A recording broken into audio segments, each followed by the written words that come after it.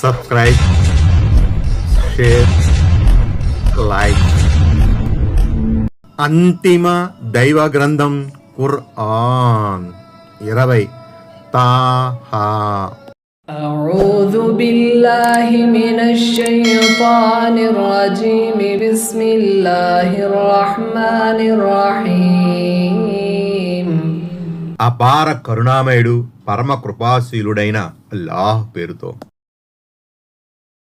فاصبر على ما يقولون وسبح بحمد ربك قبل طلوع الشمس وقبل غروبها ومن آناء الليل فسبح وأطراف النهار لعلك ترضى. ఆయత్ నంబర్ 130. కనుక ఓ ముహమ్మద్, వారు కల్పించే మాటలపై ఓర్పు వహించు. నీ ప్రభు స్తోత్రంతో పాటు ఆయన పవిత్రతను కొనియాడు. సూర్యోదయం కాకముందు, సూర్యాస్తమయానికి ముందు, రాత్రి వేళల్లోనూ, పగటి అంచుల్లోనూ ప్రభువును ధ్యానిస్తూ ఉండు. తద్వారా నువ్వు సంతృప్తి చెందే అవకాశం ఉంది. వ్యాఖ్యానం 113. కొంతమంది వ్యాఖ్యాతల దృష్టిలో ఇక్కడ ధ్యానం అంటే నమాజు అని భావం. 5 పూటల నమాజులన్నమాట. సూర్యోదయానికి ముందు ఫజర్ నమాజ్, సూర్యాస్తమయానికి ముందు అసర్ నమాజ్, రాత్రి వేళల్లో మగ్రిబ్ ఇషా నమాజులు, పగటి సమయంలో జుహర్ నమాజు అని అర్థం. పగటిని కనుక 2 భాగాలుగా విభజిస్తే అందులో జుహర్ నమాజు పగటి యొక్క మొదటి భాగం చివరిలోనూ, రెండో భాగం ప్రారంభంలోనూ ఆచరించినట్లు అవుతుంది.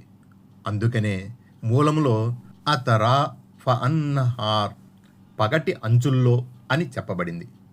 మరికొందరి విద్వాంసుల ప్రకారం ఈ వేళల్లో తస్బీహ్ మరియు హమ్ద్ చేయడంలో నమాజులు, దుఆలు, ప్రార్థనలు, ఖురాన్ పఠనం, స్వచ్ఛంద ఆరాధనలు, దైవ నామస్మరణ మొదలగునవి అన్నీ వచ్చేస్తాయి. ఓ ముహమ్మద్, నువ్వు ఈ ముష్రికుల ధిక్కార వైఖరికి బాధపడకు. నీ మనసును దైవ ధ్యానంలో లగ్నం చెయ్యి. దేవుని ఔన్నత్యాన్ని కీర్తిస్తూ ఉండు. వారి వ్యవహారాన్ని దైవానికి అప్పగించు. వాళ్ళ సంగతి దేవుడు చూసుకుంటాడు అని పై వాక్యాలకు భావం. వ్యాఖ్యానం 114. ఈ ధ్యానం వల్ల నీ మనసు నెమ్మదిస్తుంది. దేవుడు నిన్ను అత్యున్నత స్థానంలో ప్రతిష్ఠింపజేస్తాడు. దాంతో నువ్వు సంతోషిస్తావు. ఆయత్ నంబర్ 131. ولا تمدن عينيك إلى ما متعنا به أزواجا منهم زهرة الحياة الدنيا لنفتنهم فيه ورزق ربك خير وأبقى. ఆయత్ నంబర్ 131. వారిలోని పలు రకాల జనులకు మేము ఇచ్చిన ప్రాపంచిక జీవిత వైభవాల వైపు ఆశగా చూడకు. వాటి ద్వారా వాళ్లను పరీక్షించడానికే మేము ఆ వస్తువులను వారికి ఇచ్చాం. వాస్తవానికి నీ ప్రభు ప్రసాదించిన ఉపాధి మాత్రమే మేలైనది, మిగిలి ఉండేదిను. వ్యాఖ్యానం 115. ఈ విషయం ఆలి ఇమ్రాన్ సూరా 196, 197, అల్ హిజ్ర్ సూరా 87, 88, అల్ కహఫ్ సూరా 7లో కూడా ఇంతకు ముందు వచ్చింది. వ్యాఖ్యానం 116. అంటే పరలోక పుణ్యఫలం అన్నమాట. అది ప్రాపంచిక సిరి సంపదల కంటే ఎంతో మేలైనది, శాశ్వతమైనది. హదీసే ఈలాలో ఇలా ఉంది. హజరత్ ఉమర్ రజియల్లాహు అన్హు దైవ ప్రవక్త సల్లల్లాహు అలైహిస్సలంను పలకరించే ఉద్దేశంతో ఇంటికి వచ్చారు. ఆ సమయంలో ఆయన సల్లల్లాహు అలైహిస్సలం కట్టిక చాపపై విశ్రమించి ఉన్నారు. ఇంట్లో 2 తోలు వస్తువులు తప్ప మరేమీ లేవు. ఈ దృశ్యాన్ని చూసి హజరత్ ఉమర్ రజియల్లాహు అన్హు కళ్ళు చెమ్మగిల్లాయి. ఉమర్, ఎందుకు విలపిస్తున్నావు అని దైవ ప్రవక్త సల్లల్లాహు అలైహి వసల్లం అడిగితే, దైవ ప్రవక్త సల్లల్లాహు అలైహి వసల్లం ఒకవైపు రోము, పారసిక చక్రవర్తులు సకల భోగభాగ్యాలతో తొలదూగుతూ ఉండగా తమరు సృష్టి శ్రేష్ఠులై ఉండి కూడా ఇంతటి నిరాడంబర జీవితాన్ని గడుపుతున్నారే అని విలపించారు.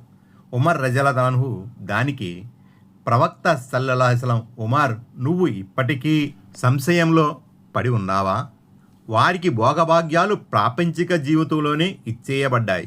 అంటే పరలోకంలో వారికి ఏమీ లభించదు, పరలోక సౌఖ్యాలు మనకు లభిస్తాయి అని సముదాయించారు. బుఖారీ, తహ్రీమ్ సూరా, ముస్లిం ఈలా అధ్యాయం, ఆయత్ నంబర్ 132.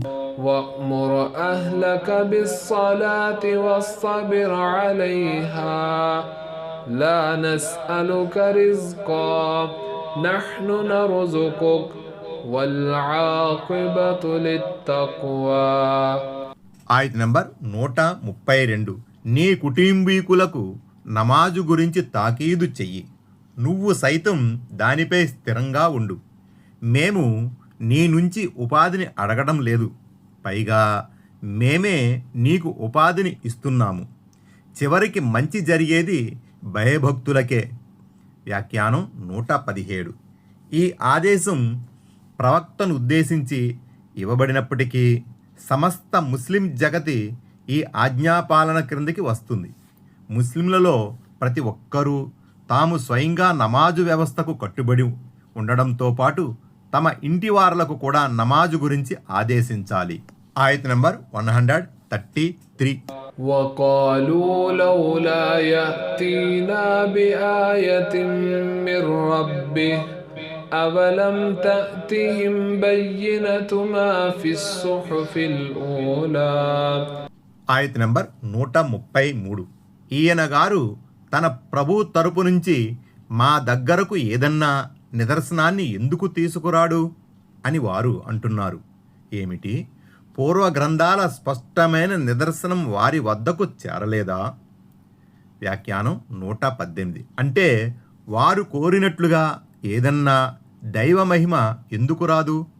ఉదాహరణకు సమూద్ జాతికి ఒంటెను దైవ నిదర్శనంగా పుట్టించినట్లుగా దేవుడు తమ కోసం కూడా మక్కాలో ఏదన్నా అద్భుతం చేసి చూపడేమి అన్నది వారి ఉద్దేశం. వ్యాఖ్యానం 119. అంటే తౌరాత్, బైబిల్, జబూర్ వంటి గ్రంథాలు వారి వద్దకు వచ్చాయి కదా, ఆ గ్రంథాలలో అంతిమ దైవ ప్రవక్త సల్లల్లాహు అలైహి వసల్లం గుణగణాల గురించి చెప్పబడలేదా? అంతిమ దైవ ప్రవక్త సల్లల్లాహు అలైహి వసల్లంను విశ్వసించడానికి అది చాలదా? వెనుకటి జాతుల వారు కోరినట్లుగా వారికి మహిమలు చూపినప్పటికీ వారు విశ్వసించలేదు. ఆ కారణంగా వారు నాశనం చేయబడ్డారు. ఆ సంగతి వీరికి తెలియదా? వీళ్ళు కూడా ఏరికోరి వినాశాన్ని కొని తెచ్చుకోవాలనుకుంటున్నారా? ఆయత్ నంబర్ 134. ولو أنا أهلكناهم بعذاب من قبله لقالوا ربنا لولا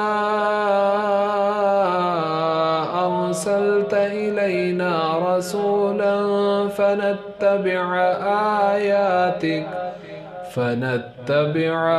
آياتك من قبل أن نذل ونخزى.